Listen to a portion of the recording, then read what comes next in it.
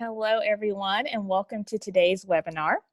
My name is Leonelle Thompson, and I serve as the Assistant Dean and Director of the Business Career Center in the Collins College of Business at the University of Tulsa. We are very excited today to have Morgan Schumer and Ashley Chapa from our graduate business programs speak to you about all things graduate school. We'll get to their presentation in just a few minutes, but before we begin, I want to go over just a few housekeeping items for today's webinar. First off, everyone is muted. That just helps us to keep down the background noise and any distractions. However, we do encourage you to ask questions. You will be able to do that through two ways, either the chat or the Q&A function, which if you are logged into Zoom via the web, not just the phone, you can see at the bottom of your screen, there's a chat button and the Q&A button. So feel free to type in your questions throughout the presentation and we will answer those at the end. We will start asking and answering questions no later than 12:45. That'll allow enough time to get everything in. And those of you who are calling in and may have a 1 o'clock class or I guess today is Thursday, so a class time in there, you can get to that class in enough time. This webinar is being recorded. Upon exiting the webinar, you will be prompted to take a 5-question survey. We do ask that you do that. That just helps us to improve quality of surveys and helps us to understand what were some of the takeaways from this webinar. And as I said before, we are recording this webinar, and so the replay will be available on the University of Tulsa Business Career Center YouTube channel, which you can find that link below. And keeping with our traditions as we've moved to this virtual environment and offering webinars, we are giving away 2 Grubhub gift cards. And so just by logging in today, you are entered into the drawing. I will do the drawing for the 2 cards after the webinar has ended, and you will receive an email from me, or if you're dialed in, a phone call from me letting you know that you are the winner. These are e-gift cards, so they will be emailed to you and you can use at your leisure. And with that, I'm going to go ahead and turn it over to Morgan, who will start our presentation. Morgan?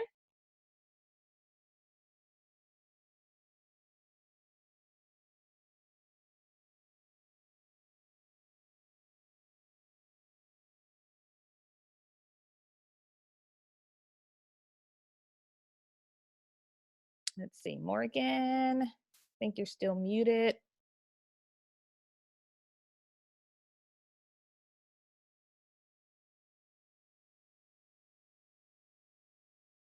Let's see here. Morgan, do we have you?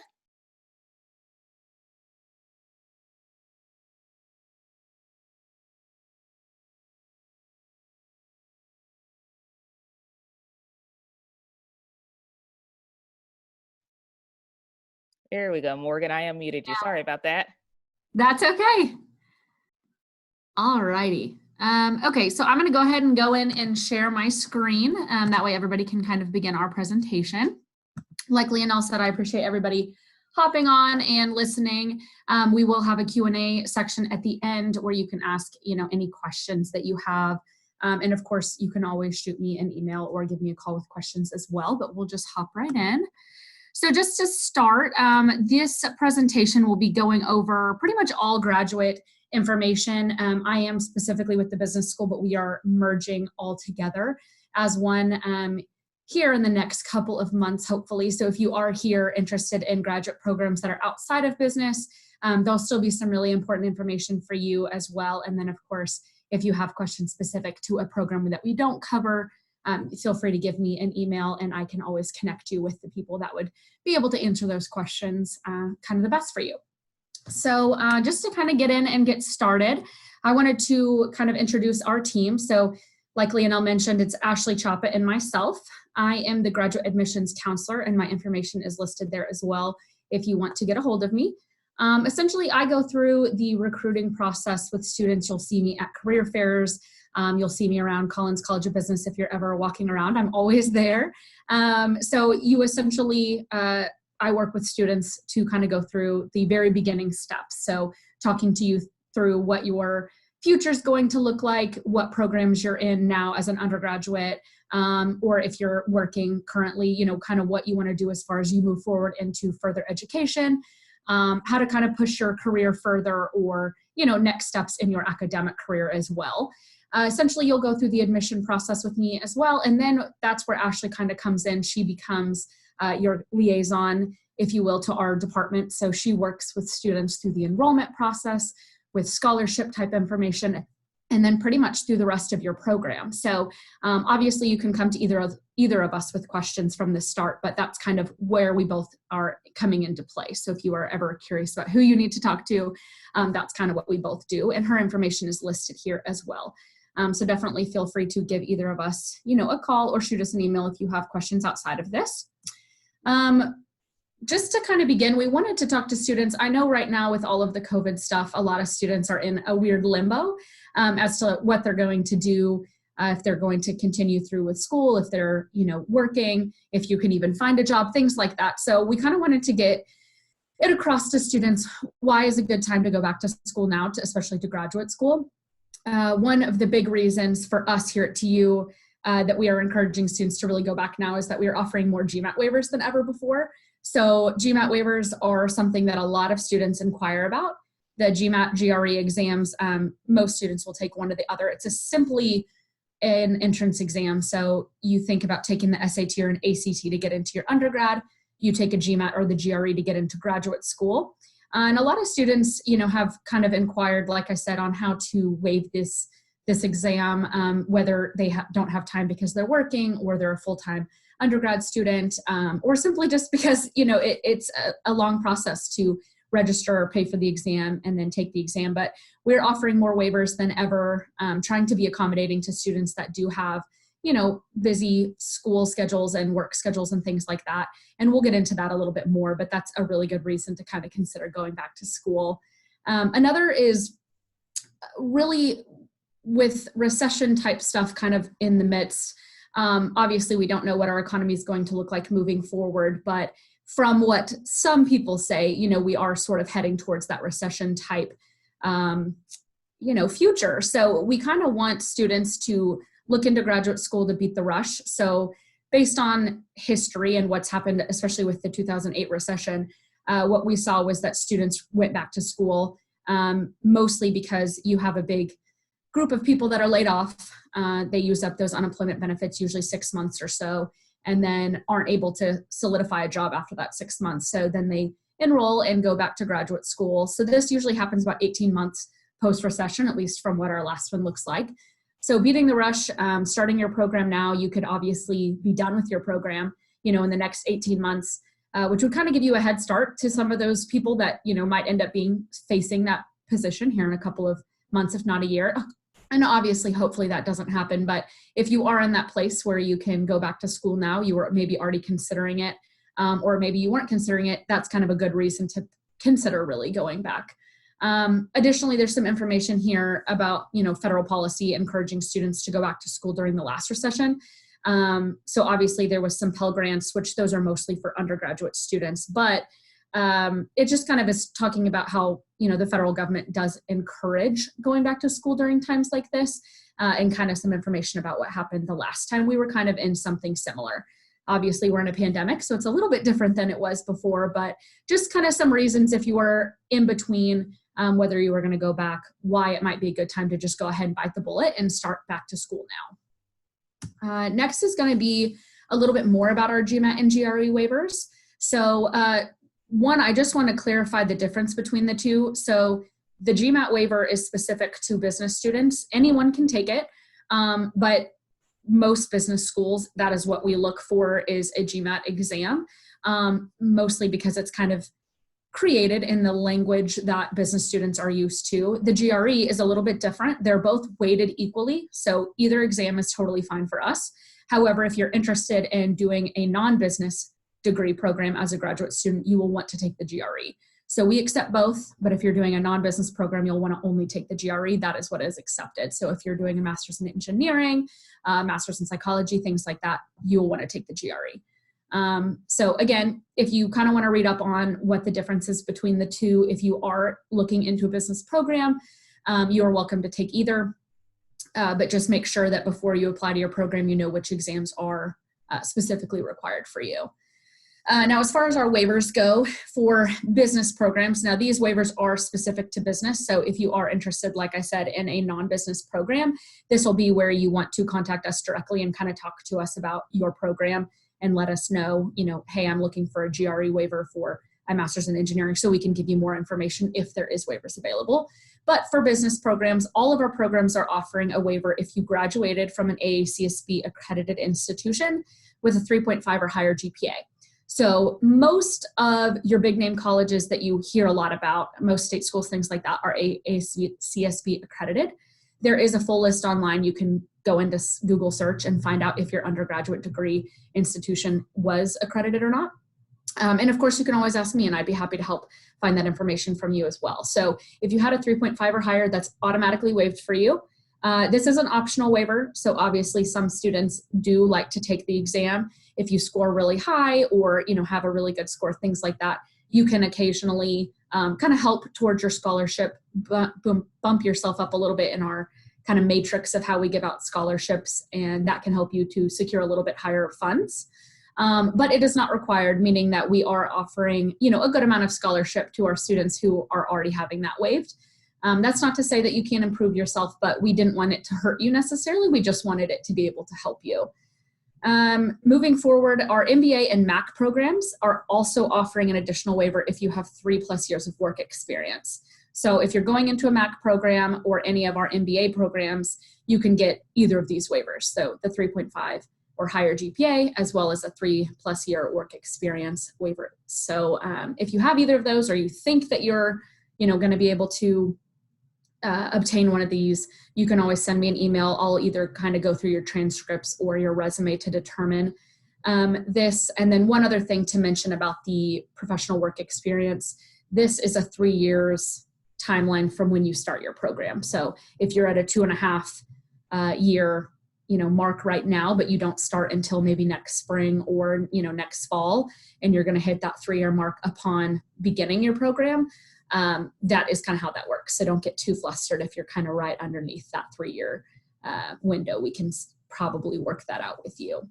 And then lastly, our MEB and our MSBA programs are offering additional waivers based on work experience in a related field or industry. So if you are looking into the MEB program or the MSBA, of course you have that 3.5 GPA accredited institution waiver, but you also have a waiver for related job experience. So if that is you and you have a couple of years in the energy industry or something related to business analytics, we can kind of go through your specific situation, give you a waiver form for that, fill that out, and then the committee will review that based kind of a base-to-base, case-to-case basis. So that's just a little bit more about our GMAT and GRE waivers. Again, if you have additional questions, I know it can be kind of confusing, but as we go through, we'll try and answer more questions on that. And then if you have a one-on-one, situation that you're curious about, please feel free to email me with any of that. So just to get into some of our programs on what those, kind of look like, and some of the new things that we've done with the Masters of Business Administration. One thing, you'll see a lot of students who come through this program that are looking for leadership and, managerial type skills, students who are wanting to kind of move up that ladder into director type roles, things of that knowledge. And MBAs really good for candidates who are really trying to get project management skills and be able to essentially, run a team. You can also use your MBA to specialize in some other areas of focus by taking electives in that specific area. So we have some students who maybe don't necessarily want to do the business analytics program. Maybe they're not as heavily skilled in the quantitative method realm, but they do want to get some of those classes under their belt. That's definitely something that you could do by taking an MBA and then taking your electives in business analytics. Another thing, some students don't know exactly where they want to go.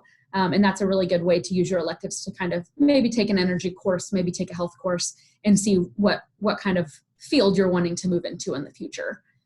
So our offers for the MBA are going to be a full-time program, a part-time, and then a brand new online program. So the full-time program is done in 16 months. So that's 4 semesters. You've got fall, spring, a summer term, and then your final fall semester. This is a cohort style, meaning that you go through the program with the same students at the same time. So it's a really good program if you're looking to network with other students. You get really used to working on a team like you would in, a business, essentially. So it's a really good program for that. You do have a required internship as well as a consulting project. So you do get, again, real world experience using this program as well. So if you are a student who has gone through school, you don't have any prior work experience, this is a really good program for you to kind of get some of that and ease your way into, the working field. The part-time program is 24 months, so it's one extra semester, and this is designed for working professionals. So evening courses are pretty much how the program runs. You will take 1 or 2 classes a semester, depending on how often and how quick you want to go through the program. For each class that you're in, you're only on campus 1 night a week, so that's really, really nice. The classes are Monday through Thursday, so you are only on campus, like I said, twice a week, and then you've got the other 5 days of your week to, relax if you've had a busy day at work, or obviously go through homework and get caught up, things like that. So the program is really good for people who are working, and like I said, if you need to take 1 class, that is our minimum. So of course you are able to kind of bump that up and down as much as you need. It's a very flexible program in those terms. Lastly is our online program. So this is brand new, and it will pretty much mirror the part-time program that is on campus. Essentially, the way that it'll work is the classes will be recorded and online in the evenings as well. So you can hop on essentially live if you need to, but they will also be recorded so that there's no mandatory time that you have to be essentially taking that class. And so the program will run the same type of way as the part-time, trying to help you network with your students that are in the class as much as possible. And it can be done from anywhere in the US, which is really nice as well. So that is definitely something that a lot of students have been looking into, online school. Obviously right now we're all online, but as we move forward into the future, online school has become very, very popular because students are able to, move around, take jobs wherever they need to and things of that nature. So if you have any additional interest in the new online program, definitely reach out to me and I'd be happy to chat with you about it. Next is our Master of Science in Business Analytics. So this is our only STEM certified program. It's very, very popular right now. Essentially, students are going to learn skills in analysis, interpretation, and prediction capabilities of large sets of data. So it's a really good program. The entire thing is quantitative method core curriculum. So if you are not a fan of quantitative method type courses, this probably isn't the degree for you, but it is a very awesome degree and something that a lot of employers are looking for right now. So another good thing to look into, especially as we come into this time of possible recession. A lot of businesses are looking for people with these specific skill sets. And again, if this isn't you, there's always electives that you can take in the MSBA. So if you want to take electives in that just to get a little bit of background knowledge, that's a great option as well.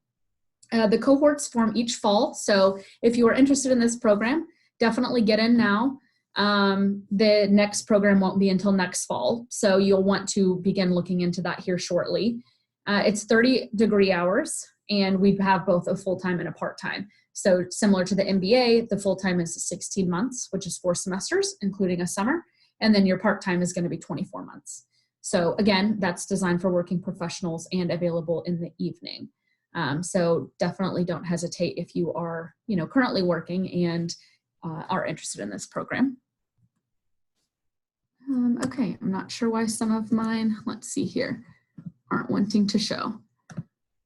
So Master of Accountancy, this is our next program. Obviously, this is for students who are interested in becoming a CPA and doing accounting, as their career. So you will go through the program. It's 30 hours as well. We only are offering full-time right now. We do have some capabilities for part-time, but it is not as flexible. So if you are a part-time student looking into this, definitely reach out to me individually and we can kind of talk about your situation. But essentially, you'll take courses to get you CPA compliant. So by the time that you graduate from the program, you can go and sit for the CPA and obviously get into accounting after that. So it's a really good program. Our professors in that are tremendous. So definitely, reach out to us if you have questions about your hours, making sure that you're CPA compliant. If you want to kind of get into more about what the core curriculum looks like. We'd be happy to kind of go over that information for you guys as well. Let's see, Master of Energy Business. So this is our other online program. This is, again, meant to be a part-time program. So it's going to be 24 months and all the courses are offered online.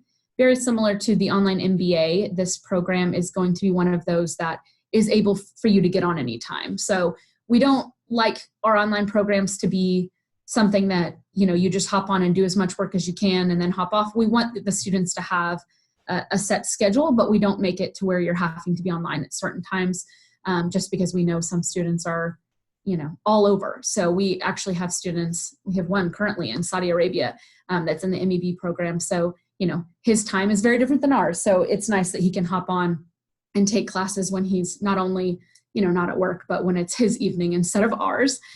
So this is a really good program to kind of get into, all of the information about business, learning how to work through the energy field.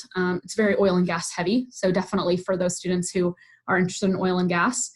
And it's a really good program for students who are, kind of worried about even the stability that the energy business has to kind of offer. Obviously, we're seeing that right now, but as things move through the future, having an energy degree kind of allows students to feel like they're a little bit more stable in the energy industry by having that, additional education to kind of make them slightly more competitive than some of their colleagues. So it's a really good program for energy students who are wanting to work in the oil and gas industry long term.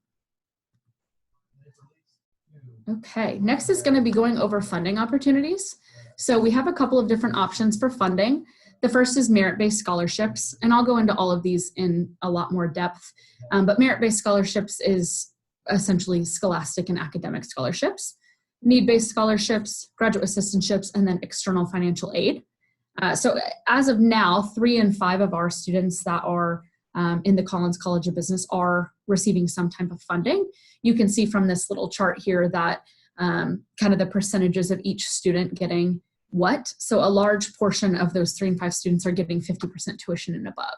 So we have a lot of money to give out to students, and that's one thing that the Collins College of Business is really good about, is considering all their students for scholarships and trying to kind of, help that financial burden for anybody that's coming through any of our programs. So a little bit more about each. As I mentioned, merit-based scholarships are academic and scholastic. So essentially what that means is we are looking at your GPA, your GMAT scores, things of that nature. So those are going to be your 2 biggest factors in determining what your merit-based scholarship looks like if you had a good GPA in your undergrad and if you have a high GMAT or GRE score. So that's another piece, as I mentioned earlier with the waivers. We don't want the waivers to hurt a student from getting a good scholarship. We only want that to help you. So that is why the GMAT score does go into play, but it's not the biggest factor, if that makes sense. As far as how we kind of consider students for that, we are now automatically considering all of our students who apply for this. So if you fill out an application and complete your application, we will consider every student for this. So you will get your email about admission, and then usually, if not at the same time, a couple weeks later, you will get information about what scholarship award you were given if you were given something. This is awarded on a rolling basis. So scholarships and all of our enrollment our applications and things like that started February 1st, and we are rolling that out until July 1st. So you've still got quite a bit of time, and scholarships are still very readily available for you. Next is our need-based. So this is going to be really for a student who has a financial need outside of, your normal financial need. Students who, maybe are a one-income family, students who aren't able to work for some reason, if you've lost a job, something like that. Essentially, we want students who feel as though they can't financially afford the program, given what they have, today, to apply for this, to at least let us consider your situation. So we will have you fill out a form for that. If you are somebody who is interested, definitely reach out to me and let me know. We'll have you fill out a couple of essay questions kind of explaining your need, and then we will go into kind of an interview type process with our committee to kind of, just get a little bit more information as to what your financial need looks like, what type of situation you're in more in depth, and then give us an idea so that we can determine if there's any other scholarship funds that we can give to you. So definitely look into that if that is you. We don't want anybody that has a true significant need for scholarship to not be able to afford their degree. So that's kind of why we've put this in place. Next is graduate assistantships. So this is something that just recently changed this year. We've been getting a ton of questions about it. So with graduate assistantships, essentially what that is you apply. This is the only application that really has an application form outside of the need-based. So you will apply through a form that I can send to any of you if you need it, kind of just determining why you think you would be good for this position. Our graduate students that get these assistantships are giving 75% tuition coverage. You are offered a monthly stipend of about $1,400. That is for 20 hours of work in an office on campus. So for our office specifically, our graduate assistantships work at our front desk doing a lot of administration type stuff, projects for Ashley and I, different things like that. So you'll get real world experience. You'll get to use a CRM system if you haven't already. You'll get kind of that experience of, what working in an office looks like. And then finally, it pays for your student health insurance. So if you already have health insurance and don't need it, obviously you can waive that. That's for anybody that can prove financial health insurance, in fact. But we do offer it, and it's a tremendous health insurance plan. So it's really good for students who, don't have that currently and need it. And yeah, the big difference that changed this year is the 75% tuition amount. So moving forward, that is what our tuition is covering for graduate assistantships. So if you have additional questions about that, again, please reach out to us. And then lastly is just external financial aid. Financial aid is obviously for students who aren't able to cover everything through scholarships or, out of pocket. Essentially, you can go through the financial aid department and look into getting student loans and things of that nature. I've linked here Christina Emerson's email. So she's going to be the person that you can chat with about applying for financial aid or, getting kind of all your FAFSA stuff figured out. When you will go through this is after you apply for admission. So if you were granted admission, that's when you're going to want to go and talk to them about financial aid, obviously, because that at that point, you'll know what you have as far as scholarship funds and whatnot. And of course, if you have questions before you're admitted, feel free to reach out to Christy or myself about that as well. So next thing is just going to go over our admissions overview. So this is going to be pretty similar for students who are interested in non-business programs. The application process is pretty close. Again, if that is you, please feel free to reach out to us outside of this as well so that we can give you very specific information to your program. But essentially, we are looking for applications to end July 1st. So that is our cutoff date this year. That gives us about a month and a half to finish up all of our applications and get students enrolled for the fall semester that begins in August. So as far as the application goes, what that's going to look like and what you'll need is listed here. So first you'll go into the portal and create essentially a portal for yourself. And then you will fill out your online application. So the online application, pretty standard, doesn't take too terribly long, just essentially your background information, things of that nature. You'll go in and pay a $55 application fee. This is actually waived for TU undergrads. So if you are a TU undergrad joining us, that is one thing to know. You won't be paying that $55 application fee. Then you will submit your GRE, GMAT scores, or your waiver if applicable. So again, we've talked about waivers. I know there can be kind of confusing. So if you have a specific question about your program, please ask. Or if you've already taken the GRE or GMAT, you will submit your scores. Official transcripts is next. So one thing about official transcripts currently, if you are in the application process now and going through all of these steps, please request that your financial or your official transcripts be sent to us via email.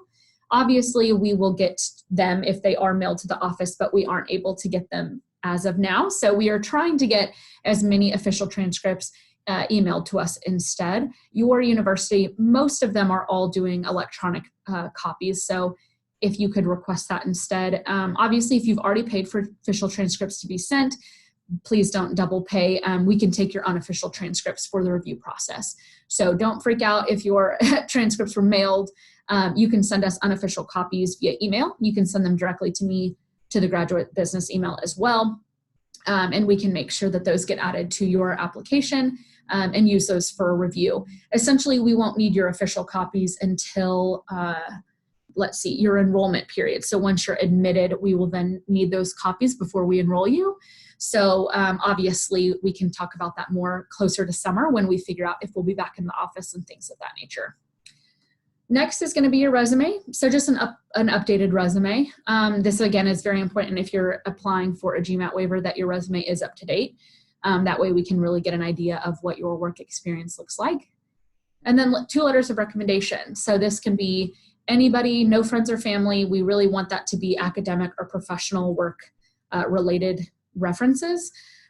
So one thing that's nice about this is you can actually request these directly through the portal. So you can go in, put the person's name, and email, and then that will send directly to them requesting that letter. And then when they upload it, it'll come right back to us. So that's a pretty easy step for you guys. Obviously, we want you to let your recommenders know beforehand that you are going to be requesting that. But I do get a lot of questions about letters of recommendation. Additionally, if your recommender has an issue with the portal or they aren't comfortable going through a portal or something of that nature, please have them feel free to email that to me directly as well. And then lastly is a statement of purpose. So the statement of purpose is 500 words. That's a little bit less than a page. Essentially why you want to be in the program. So if you have, specific questions about that, obviously, please feel free to let me know, but it's pretty self-explanatory. We want to know what your interest in the program is, why you hope to, get into the program, what you hope to learn, and of course, what your kind of goal is for using the program once you graduate. So a couple things to know about the GMAT. The GMAT and the GRE, as well as the TOEFL exams, are all now being offered online. So I've had a ton of questions from people saying that their GMAT's been canceled, what kind of to do moving forward. All of these exams are now being offered online. So the GRE and the IELTS are both online already. The GMAT was kind of late to the game, but they are online testing beginning April 20th, which is next week, through July 15th as of now. So obviously if online testing needs to continue through, July, even August, they are going to probably make those changes. But as of now, you can take these all online. The GMAT is actually offering them 24/7. So you can take those anytime, which is really nice. In case you're, if we have any international students here that are joining us, you can take those obviously in a time that works best for you. And that's just really nice too, that they're allowing students to kind of be a little bit more flexible with times than you would if you were taking those at a center. So if you have any specific questions about that, their information should be listed online if you Google it, but obviously I have a lot of that information as well. Next thing to know about the GMAT is that if you register as an undergraduate student, you will save $100 off the exam. So again, I've got instructions on that. If you are interested, it'd be a great time to go ahead and take that while you're getting $100 off, because those exams aren't cheap, obviously. So definitely look into that if you're an undergrad student now. And then lastly, this is just another point for students interested in the GRE and the GMAT for business, but we are waiving that requirement if you have that 3.5 or higher. So definitely look into that as well. So here's just a couple of other kind of key points about the GMAT and why it's a good time to kind of take these tests now. So as undergrad students, a lot of you are already kind of in that headspace of taking exams and studying. So it's statistically proven that you actually will get higher scores by taking these while you're an undergrad. That's not to say that you can't study outside of that. I mean, obviously, but it's just kind of proven that you're already kind of in that mindset. And so students are very likely to take these exams and do pretty well. Another thing is just time. So your scores are good for 5 years. So if you are somebody who's thinking about it, but you're not sure, don't hesitate to go ahead and just take it now. Your scores will be good. If you're, like I said, if you're an undergrad, you get it for cheaper anyway. Those instructions are here on the right side. But it's a good time to just take it, get it out of the way, especially if you don't like testing at centers. If you have test anxiety, taking it at home while you can was probably a good option for you. And then you'll have that test exam scores for 5 years, which is really nice. Next is just kind of talking about resources. So obviously this doesn't apply as we're all at home, but just saying that you have easy access to on-campus test prep, professors, library materials, things like that. Obviously, some of those are still, open to you. A lot of library materials are still being offered online and things of that nature. But It's just kind of letting you know that now is a good time to take it while you have access to, help around you, whether that be other students, a professor, or someone like myself who can kind of give you some more insight as to what the exam entails. And then just about convenience. So again, there are a lot of testing centers, those being closed right now. It's completely online. You can't really get more convenient than being able to take it at home in your pajamas. So definitely consider looking into that now while it's, available to you in the comfort of your own home for sure. This is just a little bit about what the exam looks like. So again, with the online exams having to be tailored, they will look a little bit different than this. But for the most part, the information is still pretty much relevant. So you can take the test up to 5 times a year. There is a 16-day waiting period between tests. So that's just kind of to ensure that you actually take the time to sit down and study a little bit more. It is proven, again, that you can usually up your score about 50 points by giving yourself a couple of weeks of study. So traditionally, we suggest 6 to 8 weeks of study or 100 to 150 hours, depending on, how you study best and things like that, how proactive you are when you study and all that good stuff. One thing to know, you can actually preview and cancel your scores if you decide to.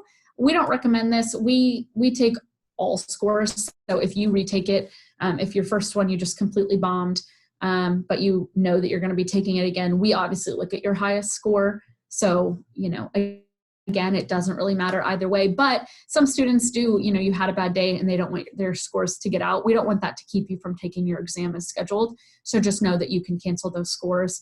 And you can always reinstate those scores for a fee as well if you decide to. And then lastly, again, your score is good for 5 years. So there's no reason to not go ahead and take it if you've got the time at home, if you're out of a job, something like that. And you want to use now your 6 to 8 weeks to study and take the exam while you're home. It's a great time.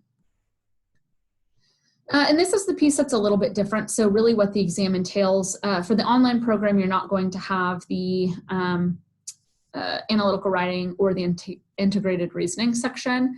That's just because essentially those pieces of the exam are used for us when we're looking through reviewing, but they don't actually come into your part of the score. So you're scored on the quantitative reasoning and the verbal reasoning sections, those 2 right sections. The other 2 are more for us to kind of get to know you as a student. And those pieces, from what I understand through GMAT's kind of updates, you will not have those on your at-home test. They should be updating us more closely within the next couple of days as to what the exam is going to look like. But as I've understood it, it's just the quantitative and the verbal reasoning sections. Your scores are between a 2 and 800, 200 being the lowest and 800 being the highest. For us, for admission, our lowest score that we look for as a minimum for admission is a 500. So we usually try to get students with a 3.0 and a 500. That's kind of our baseline. Obviously, we weigh everything. So if you have a good GRE or GMAT score and a low GPA, that can kind of balance that out, and vice versa. Additionally, we do holistic reviews, so we do look at everything. That's not to say that you wouldn't get admitted, but we just kind of want to give students an idea of where they stand and then let you know what to strive for when you do take the exam. So we ask now that you use this time to ask questions in the Q&A section if you haven't been already. Additionally, feel free to schedule an appointment with me. I'm doing all of my appointments virtually as of now. You can also shoot me an email at the email listed there. But yeah, I would be happy to chat with you in more depth and detail. But we're going to pass this back over to Leonelle, and then while she's kind of finishing up her parts of it, please feel free to write questions in the Q&A section. Leonelle? Thank you much, Morgan. Switch over. No problem. All right. So again, go ahead and chat your questions in the Q&A. As we finish up, just want to let you know about a few events we have upcoming in the Business Career Center. We have our upcoming Alumni Association and Future Alumni Council networking event that's coming up on Monday, April 20th. And so you can RSVP by reaching out to me. I'll have my email address on the last slide for you to RSVP to that. We also have New York Life will do a virtual employer showcase. They have a new management training program that they want to promote to our students. And so that'll be next Wednesday, the 22nd. Again, all virtual. So if you would like to sign up, you can, if you're a student, you can do that in Handshake, or you can email Tawny Crone. They're listed on the slide. And one guest will also be doing an employer showcase for us. So again, going with the virtual, keeping with the virtual theme, various employers and showcases coming up for you all to participate in. So that is on Monday, April 27th at noon.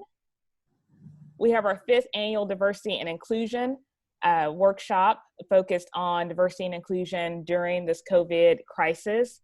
We'll have panelists from the TU community and also the Tulsa community who will be answering questions, again, virtual, but would love for everyone to participate in that. So if you want to snap the QR code to RSVP now, you can do that, or you can email later on to RSVP.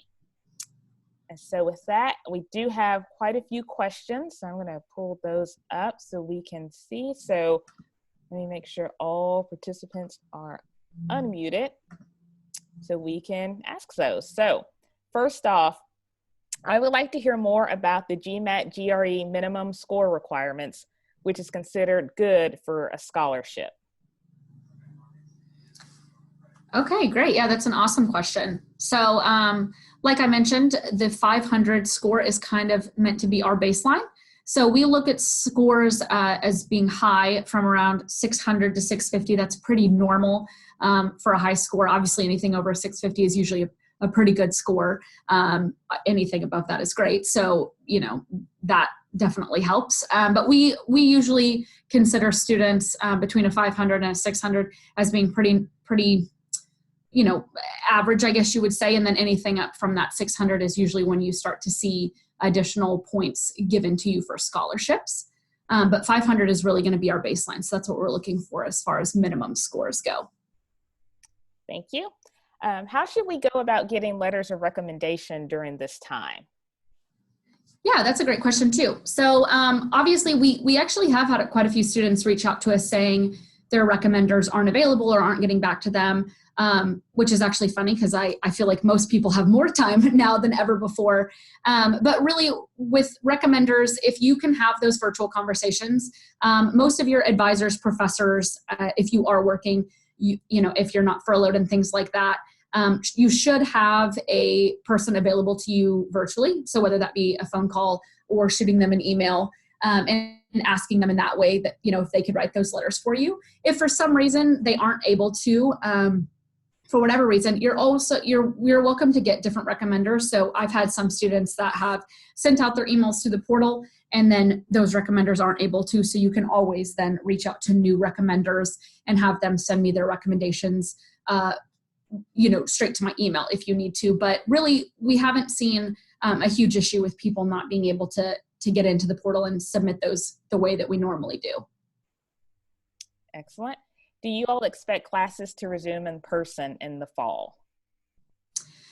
Yeah, so that is obviously our hope. I know there's been conversations, a lot of universities are having those conversations as we don't really know right now. I know this will probably be different for each state. Governor Stitt, I know, is pretty hopeful that we will start to be opening things pretty soon, as Oklahoma's done a really good job of kind of lowering the curve for us. So we would like to be able to, and as of now, yes, we are planning to, but we obviously are making adjustments as we need to with kind of everything that's going on. And if they are offered online, they will be ran just like they would in class. Would you please share the cost of attending for the Master of Science in Business Analytics program and scholarship opportunity? So I think you alluded to that a little earlier, but just to reiterate. Yeah, absolutely. So the cost of our programs right now is $1,310 per credit hour. So every program has the same cost per credit hour, but not every program has the same number of credit hours. So the MSBA is a 30 credit hour program. So you will take that 1310 number and times that by the number of credit hours, which again is 30. So that's kind of how you can get the cost for that specific program. There is a student fee cost of $6 per credit hour as well. And then every student has kind of different situations as far as books and whether they're going to be living on campus or whether they have a spot here in Tulsa, things like that. So I can definitely give you a better breakdown via email if you would like to shoot me an email and ask for that as well. And then as far as scholarship goes, all scholarships for every program are pretty much equal. So the scholarships that I talked about are offered to every student in any program. Wonderful. What does it mean by GMAT offered online? Does that mean the school will provide it? No, so the GMAT exam is ran by GMAC. It's GMAC, and they will be offering the test online through their registration. So if you go online, you can pretty much Google GMAT online, and they should have kind of instructions on how to register and get that going. If you can't find it or need assistance, I have some information for you I can email to you. So just shoot me an email. How does starting in the spring semester as opposed to fall affect eligibility for scholarships and housing? Yeah, that's a great question. And Ashley might be able to help me a little bit more on this one as far as kind of what scholarships look like. Essentially, scholarships for our programs are, again, we try to do those all equally, whether you're a fall or spring admit. Most of our programs are offered in the fall, so we do the majority of our scholarships in the fall time, but those are available in the spring as well. Now, as far as eligibility, I assume that is somewhat like athletic based. Ashley can kind of help talk about that eligibility. Yeah, exactly. So, hi everyone. I haven't really chimed in up till this point, but I'm Ashley Chapa. And yes, so we definitely have an equal amount of scholarships available in terms of merit-based funding for spring semester starts. I will say the caveat to that is several of our programs are fall start only. So depending on which program you're most interested in, you may not have the option to begin the coursework in the spring. So I definitely would communicate with Morgan or myself about your specific situation and questions. But as far as athletic eligibility, I understand that definitely some athletes have eligibility now, an extra year of eligibility, or have additional funding through athletics to have employment through an athletic department. And we definitely take all of that into account. Athletic scholarships are determined by the athletics department. The College of Business doesn't really have a role in that piece. But that said, we do stay in very close communication with athletics, especially if a student is pursuing a sport or is working with athletics in some capacity to receive funding. So I think being a spring start does not negatively affect you. Now, as far as the part about housing, that's a little bit more difficult, I believe. But in the past couple of years, we've still had plenty of space in on-campus housing available. So it probably won't be an issue. All right. And as a follow-up, I think you mentioned it was athletic scholarships. Can they be awarded after academic scholarships? And you kind of mentioned that with the extra year of eligibility and seasons being canceled. So that's worked out between the athletic office. Is that correct? Yeah, it's kind of a joint effort. Every student athlete's situation is a little bit different just based on, a variety of different factors. So awards that are coming from the College of Business are going to be, academic merit based completely for the most, or almost completely. So they're going to be looking at GPA and GMAT score, work experience, like all of those different things. But generally in the past, when we have a student athlete who has maybe a partial scholarship, I know that a couple of our sports have scholarships in the 10 to 20% range, so relatively low. We're able to look at that, take that into consideration, and then also a lot of times offer them College of Business funding as well. So you definitely can double up. Excellent. And then which GPA will be taken into account for admission, the overall or the major GPA? Oh yeah, that's a good question. So obviously when we're talking about that GPA requirement, we are talking about overall GPA. However, obviously we want to consider students, all students considered. If you do have that as a major GPA, we do recommend that you reach out to us and we can kind of talk to you one-on-one about your situation. And just to also chime in on that, we do holistic application reviews at TU. So we try to kind of look at students as a full picture and not just qualify them or disqualify them based on 2 or 3 different numbers. So we look at your cumulative GPA, we look at your last 60 hours, we look at your major, you know what I mean? So we kind of look at a variety of different things so that we can try to get a better picture and understanding of who you are as a student. Also, I know a follow-up question to that we frequently get is, well, during my freshman year, I kind of messed up. I didn't take school super seriously and my GPA was really low, but then I worked hard to recover it and it's still okay. The statement of purpose can be a good place for you to explain what you consider to be deficiencies in your application. It's a good place for you to also talk about just like how you've grown as a student over the course of your academic career, things like that. So if you have areas of your application that you're concerned about, use your statement of purpose to answer some of those questions, if you will. And I know Morgan said that it can be around 500 words, but it can definitely be longer than that if you feel like there's more that you want to tell us. Excellent. And I think I'll take this question. What companies recently have been hiring finance-related roles? So in my job as director and assistant dean of our Career Center, I can definitely speak to that.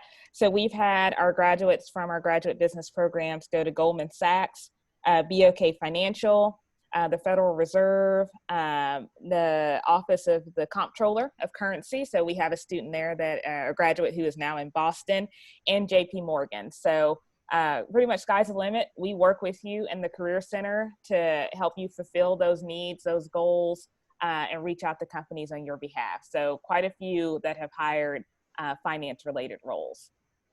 Do you offer waiver on the application fee? Oh yeah, that's a good question. We get that quite a lot. We don't offer a waiver on the application fee, but what we are doing, especially for students who find themselves in kind of a financial hindrance, obviously with the pandemic and everything, we do allow students, we consider applications without the application fee. So if you are somebody who can't afford to pay that right now and wants us to review their application without it, you can definitely reach out to me directly and I can make sure that that happens for you. Very good. Will the unofficial transcript and score reports serve the purpose for initial review? Yes, so we can take all unofficial transcripts and unofficial score reports for your review, like for review purposes. You can be admitted on those unofficial scores as well. We will just need official score reports and transcripts before you are enrolled into the program. Awesome. And I think we have our last question. If you have more, please keep sending them in. Will the application deadline be in July next year as well? And would it be beneficial to apply early to be considered for scholarships? Yeah, that's a great question. So as of history, all of our deadlines have always been July 1st. I assume that will be the same for next year. That is usually the timeline that we do it because like I said, we start school in August. So that's usually the latest that we can do it. So yeah, July 1st, you can pretty much assume will be the deadline next year as well. As far as applying early, so you can apply anytime for any semester and we can give you an idea. We can actually give you an admission decision.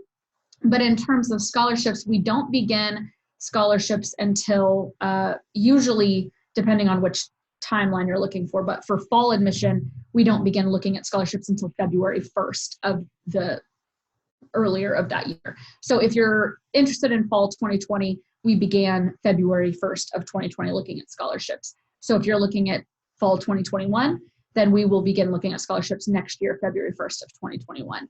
So that's as early as you can get your applications in for scholarship reasons.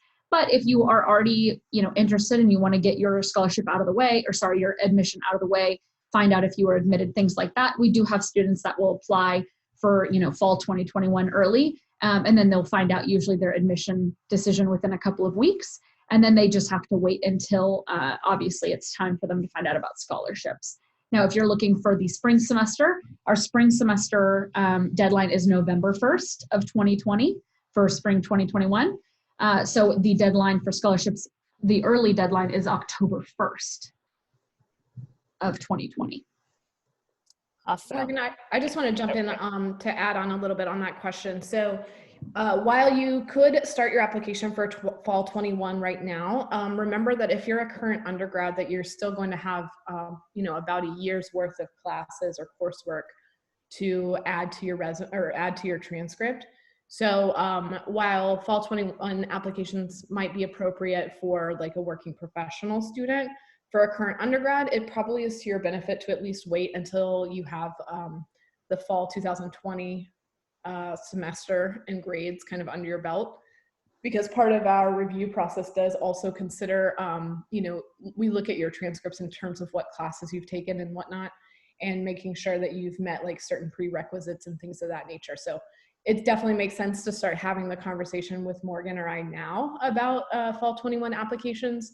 But as far as like actually starting your application and kind of submitting your materials and whatnot, there's not a huge rush to do that, simply because you're probably going to want to have those transcripts have a little bit more of your academic career.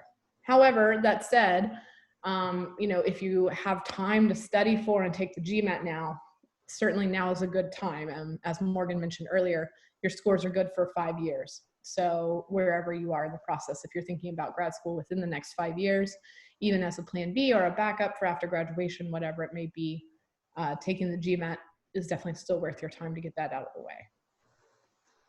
Very good. And then we have another question. How have internship opportunities, or what will internship opportunities look like post COVID-19? And so I can definitely take that question.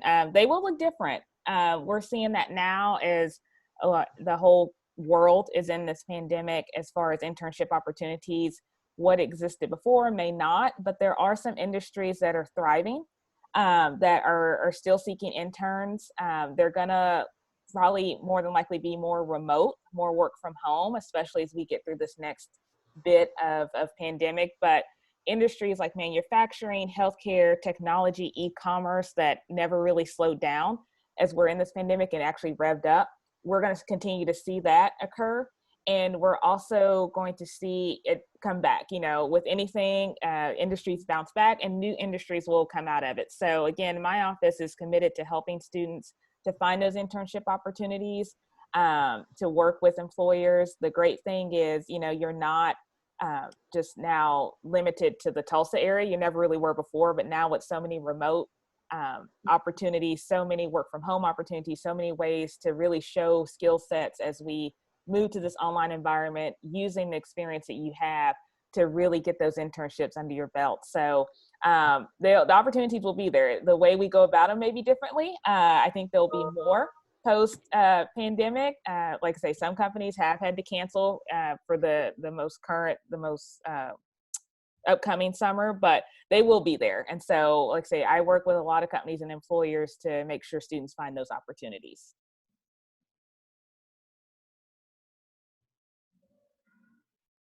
Looking through, see if there's any more questions.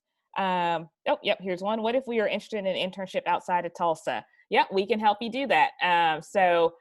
We have interns who have interned in China. We've had interns we have one going to Miami, Dallas, Kansas City, DC, Boston, anywhere you would like to go. We can help you find that internship and connect you with companies. My office brings employers to campus all the time for you to connect with. And we do a lot of networking events and just, sitting down, having that conversation with you as a student with me on what is it you would like to do. And we draw out a plan and we go from there. So you are not by any means limited to an internship in Tulsa or even in the United States. We can help you find an opportunity for you. Leah, it looks like there was an add-on question about GA positions specifically for the fall 2021 year. So I just want to answer that really quickly. Okay. So if you are specifically interested in a graduate assistantship position, but you're not looking to become a graduate student or not start your program into the fall 2021 application year. So GA positions are only looked at on the academic year basis. So those change a little bit every year in terms of what departments have GAs and how many GAs they have in their office and those sorts of things. So I would definitely recommend that you apply for a GA position that hitting that priority deadline of February 1st if you're starting for fall 21. So that would be February 1st, 2021. But there's really no reason to apply for a GA position that wouldn't start until fall 21 as of right now, because we just don't have the full breakdown of exactly what positions will be available. Okay, I think I'm going through all the chat and the questions. Great questions, everyone. I do want to respect everyone's time. We're almost at that 1 o'clock time period, or that time in Central Time Zone. So I just want to say thank you. We're open for virtual appointments to the Business Career Center and Graduate Business Program. So feel free to reach out. We can jump on the Zoom, we can jump on the phone and chat with you about whatever it is you would like to talk about graduate school, just how things are going, careers, internships, all of that. As you exit the webinar today, please remember to complete the short survey.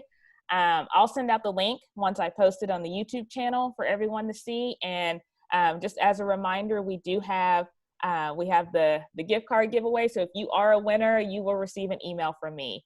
Ashley and Morgan, do you have any final words you'd like to say?